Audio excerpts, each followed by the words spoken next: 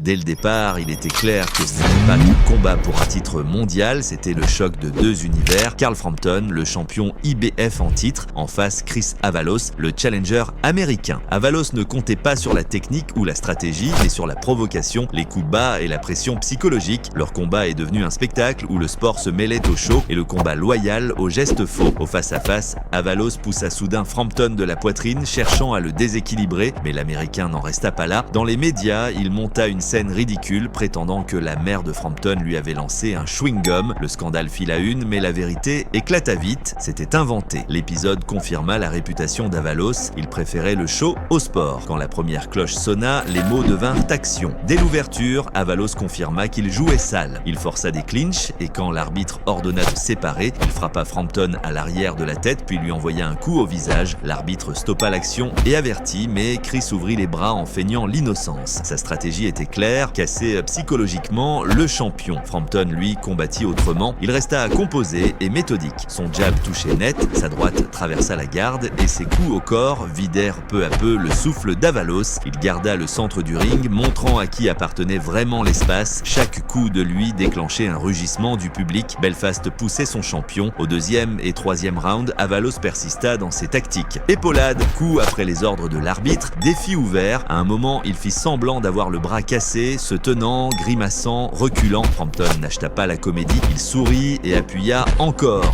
Sa combinaison jab, droite, uppercut secoua Avalos et faillit le coucher. L'arbitre intervint, mais le public savait que la comédie d'Avalos avait échoué. Pendant ce temps, Carl gagnait les rounds. Ses déplacements étaient nets, son rythme constant. Il contourna le pied avant d'Avalos, coupa les angles, le força à faire des erreurs. La foule scandait son nom de plus en plus fort. Le contraste était évident. L'un exposait l'art de la boxe, l'autre ne savait que KO et coups bas. Au quatrième round, l'américain faiblissait. Ses coups perdirent du mordant. Son souffle se fit lourd. Carl, lui, semblait frais comme au début. Il changeait le rythme, parfois poussant, parfois reculant, mais toujours maître du combat. Les coups au corps sapèrent à la force d'Avalos et les jabs démantelèrent sa défense. Puis vint le cinquième round, l'ambiance devint électrique. Belfast rugissait, sentant la fin. Frampton, concentré, attendit l'instant parfait. Une gauche précise traversa la garde d'Avalos, sa tête bascula en arrière. Carl sentit que le moment était venu. Il déclencha une série furieuse, crochet, uppercut, direct. Avalos fut poussé vers les cordes, sa défense en ruine. Il tenta de riposter, mais les coups de Frampton s'enchaînèrent. L'arbitre intervint et arrêta le combat, épargnant au challenger une correction inutile.